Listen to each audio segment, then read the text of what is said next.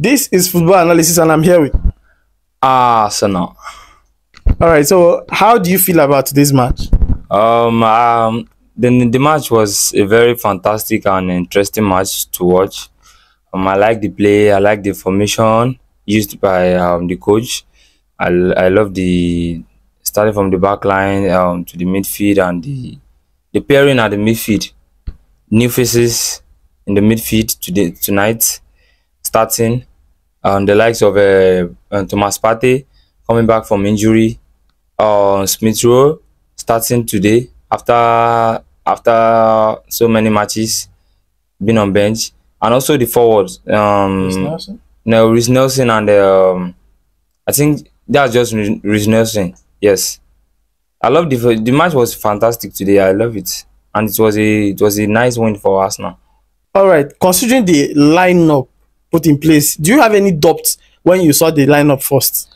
Actually, to be very factual with you, I was a little bit scared at some point because I was like, okay, you're bringing new faces to the squad, and you know all these new faces. It's been a while they played together, though they might have been playing together in the training, but then matches are always different from training.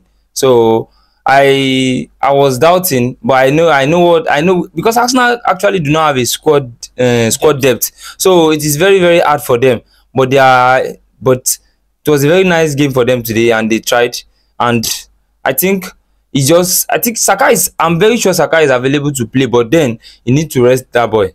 That boy is being stressed. I think fatigue. He has fatigue at the moment because I actually don't like his play in the last two matches for Arsenal.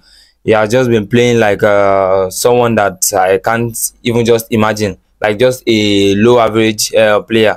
But then I know what Saka can do. But then I need him to to come back stronger ahead of the next matches. All right. So I feel like, okay, when I saw the lineup against Luton, I feel like, does it mean that Arteta doesn't want to carry this trophy again? Because you can't risk it. There are three monsters at the top, and everybody's going fast, being fast and furious. You can't risk it at this time. So, do you have anything to say more about it? Actually, I don't think he's risking anything. They are all players and they've trained. So I don't think he's risking anything because the players he used, they are fine players. Odegaard is on the most especially. I just love the fact that he didn't even really tamper with the defense line. Just the changing of it, just use Zinchenko instead of using Kyo. I don't really think there's a much risk in there. As long as my back line is solid and the goalkeeper is there to to have this confidence to distribute ball and play the passes through. So I don't think there's any risk in there because as Arteta knows what he's doing. Him using them, he has confidence in them. If you have confidence in your player, you can't risk anything. And football is, let me just say, football is all about risking. Anything can happen. You have to risk. Yes, you have to risk because anything can happen in football. Though I was expecting us to score more goals today. If the like of Saka was on the field, it would have been disturbing the defense line. But then it's a nice win from us now. But we are good to go. On to the next. All right. So if you check the goal you guys scored by Martin Odegaard, do you think that goal? If you look at that goal very well, do you think it's just a mistake? He wants to blow it out of proportion, and his leg didn't touch it well, and he swing into the bottom. No, of course not. It was Odegaard that did it. If it was another player from another team, I can't say any of my player can score that kind of goal mistakenly. You can see what he did. He flapped the ball. He's a left footer, and the ball comes directly to his left. So he need to he flap the ball, and the ball move in this direction, moving like this, and it was a fantastic goal for him. So it is not a mistake. I believe in Odegaard. It's something he can just do with ease. Odegaard is a very creative player, and he does things that you don't expect. So I actually expect something like that from Odegaard. So I'm not surprised. It's not a mistake.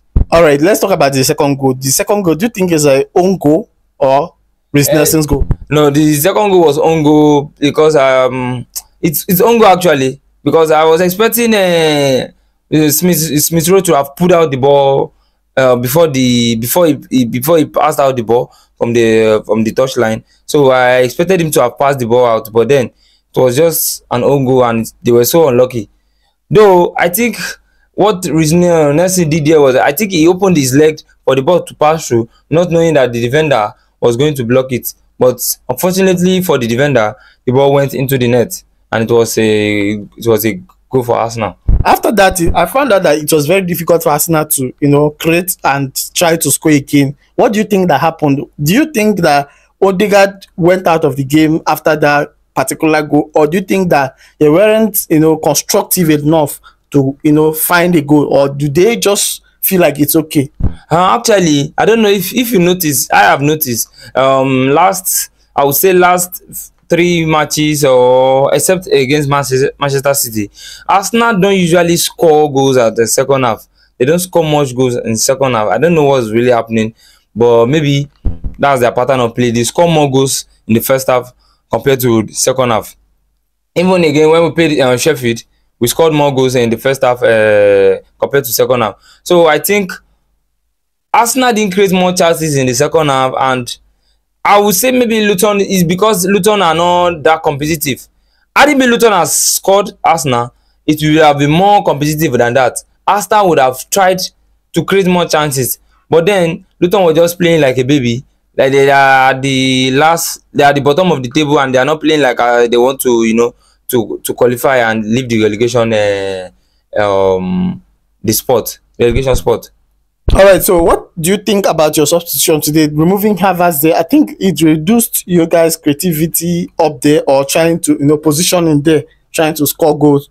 So do you think it was a right decision to take off Havertz that minute? Because Havertz was the first person that he took off, and it was pretty early then. So do you think it's a wrong decision? Because if Havertz would have been there, I think it would have been more than 2 goals. Yes, Havertz has been playing a wonderful game. He has been playing perfectly, and I've been enjoying his game lately. But then I feel like we just want to rest Havertz.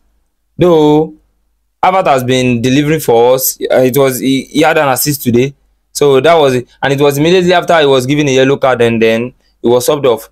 Though that's not really a problem for Arsenal, but then his impact on the field. It was obvious that Kai Havertz left the field, and when Nketiah entered, I feel maybe because he has been on bench since.